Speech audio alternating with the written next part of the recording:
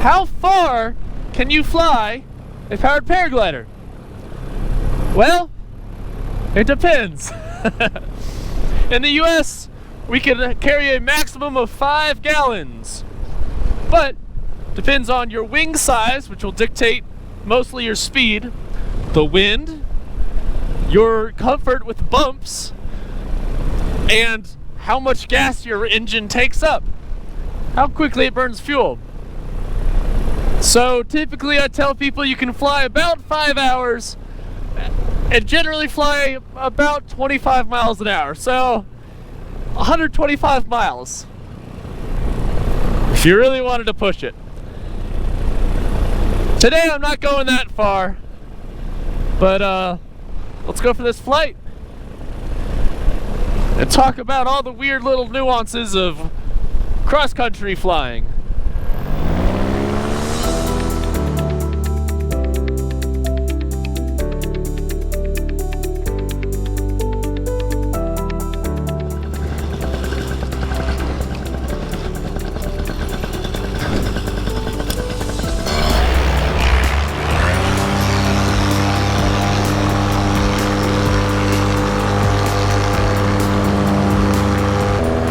Okay, so here we are, on our way. A bunch of things that I had to take into account. One of the most important, I think, was my fuel. I'm carrying almost 3 gallons. Now I did the math. I should only use about 2, but I am not interested in running out of fuel. We got our destination here. I did the math with my slowest speed, which would give me the longest duration of flight. And then I calculated how much fuel I would need for that, plus a 30-minute reserve. But we're not running out of gas today. That was a heavy launch. It was also uphill. Another thing to take into consideration is clothes. It's hot. It's like 76 right now. I'm in long pants, medium jacket that's windproof. I've got my gloves on, so I was sweating down there, but I was preparing for the return, which is going to get colder, right? It's about 5:15 right now. Sunsets in an hour and 15 minutes, so I definitely wanted to stay warm for this flight. Woo! I've also got to consider altitude and landable sites. Looks like I've got a pretty good track. I planned it all out. I want to avoid this area. It's basically nothing but trees. So we're just going to track straight forward Pilot Mountain, do a left turn so my right wingtip camera gets some pretty views, and we'll just avoid the fall colors. I also brought some water. That was pretty important. I'm already thirsty. I'm going to be doing this for the next hour, so now we're going to turn out and hopefully we'll make better time than the hour and some change that I had planned for. So wind reflex, I get an extra 7 miles an hour on this. Let's boogie. One of the reasons I don't fly very far is because to do that you need to be in the air for a long time. Powered paragliders are not fast. I generally quote people 25 miles an hour. Right now I'm doing more like 35, which is a quicker wing. But I had to take off, you know, an hour and a half before sunset for this 35 mile trip. And I don't know if you can see them, I see buzzards up here with me thermaling. So it's kind of a bumpy ride, despite what it might look like on my videos. Just past the 5 mile mark. River over here, I'm probably going to cross pretty soon. Just want to give a shout out to 2 very useful things. Number 1, cruise control. This is an off-grid aviation throttle with built-in cruise control, which is very nice for long flights like this. It's like a gas pump. Right now I've got normal throttle control. If I press down this tab, it'll click into place and then hold it for me. This dial increases or decreases it. Really a must-have for long flights like this. The other product, of course, is gaggle. That's how I know I was 5 miles away. Now 5.7 miles. Doing 37 miles an hour. It gives me my track back. It'll give me my altitude, my time in flight, my fuel remaining. Airplanes, if they're about to hit me, very useful if you're going to do this kind of flight. And if I was to have a problem and land out, it'll send my wife a message so she can come get me, even if I'm unconscious. Must have. Great navigation tool. Great job making a killer app. Thank you, Gaggle. Okay, about 10 miles into the flight, about a quarter of the way through. Shifting over to the left, and I'll be crossing the Yadkin River here, because all of this to my right is mostly trees. Gotta have a place to land. I do have an LZ that I use from time to time near Pilot Mountain, so I'm now tracking more or less towards that as I cross the river. Keep on keeping on. Gotta stay high so I've got time to think in the event of a motor out. I am enjoying the fall colors, but really not much to do, you know? Not a lot of turning and maneuvering.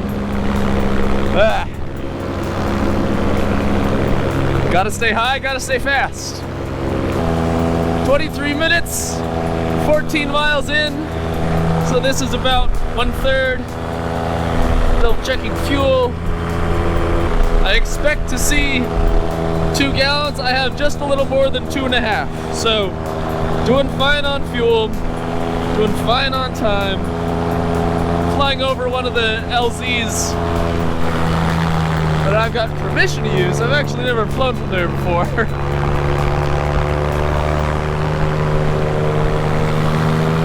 Let's go for the Pilot Mountain Circumnavigation. This is a nice mountain. You can drive all the way up to the top of it. For noise and for glide landing reasons, I've got to go rather high. But it's still a cool view. I've heard that the Native Americans in the area, when they were introduced to stories of the Bible, first thought that perhaps Noah's Ark had landed in this little crypt, this little crevice between the knob and this now parking area of Pilot Mountain. I don't know how true that is, but it's an interesting story.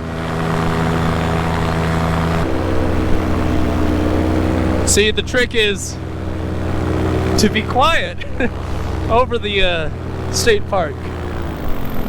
Lower the noise level here.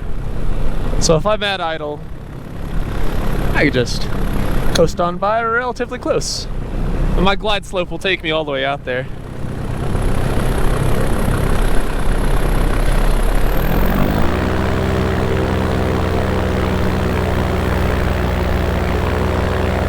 Yep, drive all the way to the top. It's a really nice view if you're ever in the area. Definitely fueled up more than I needed to, but I'd rather have too much than too little. Now I'm relatively reliant on Gaggle. There's solar panels off here straight into the sun, and those are just north of my LZ. But Gaggle's telling me it's even a little further over to the left. Now this whole area was all trees, so I'm actually going to cut further left, basically backtrack the same way I came. Avoid all that tree area, then I won't have to climb as high and use as much fuel to ensure that I can make a landing if I have a motor failure.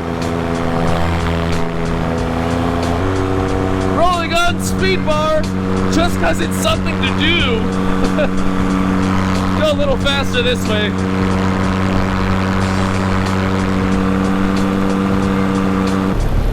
Okay, about to cross the Yadkin River again. I figured I'd bring it a little lower just to make it interesting. I've got more than enough gas. 11 miles to my LZ. This is 45 minutes into the flight. I've done 24 out of 35 miles, so it's starting to get a little chilly now. All this wind just zipping past me.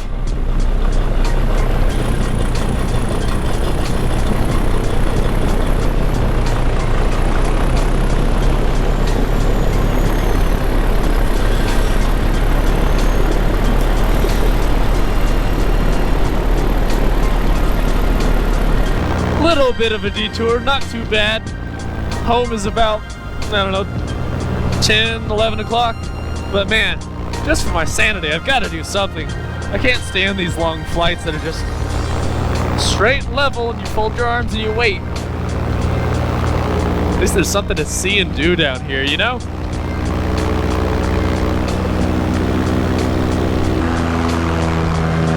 Alright, running out of fuel. Let's pull back up and cross the river.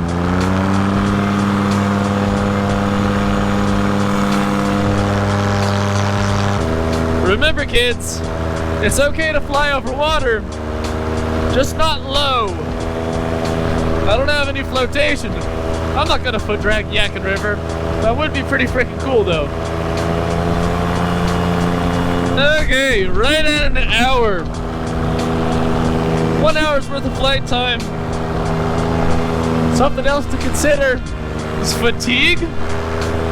I'm getting a little tired of leaning left.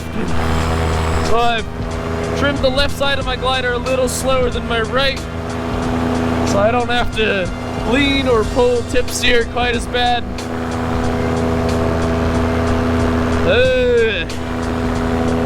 Getting a little cold. This is why I don't do cross countries very much though. There's just, I don't know, there's not a lot to do. I'd much rather be over there at 50 feet screwing around in the field. It's just fly in a straight line. I got to go see the mountain, don't get me wrong, that was neat, but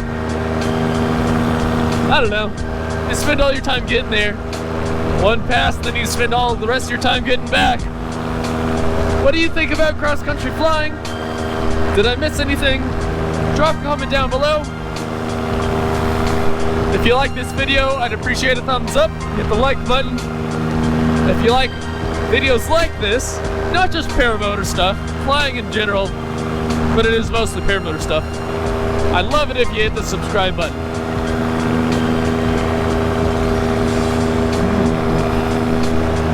Are we there yet? Boy, sucks that it's right into the sun. But I've spotted my LZ. Yakkel puts it 2 miles away. 3-minute flight time. At least it's warm down here. Get my landing gear warmed up.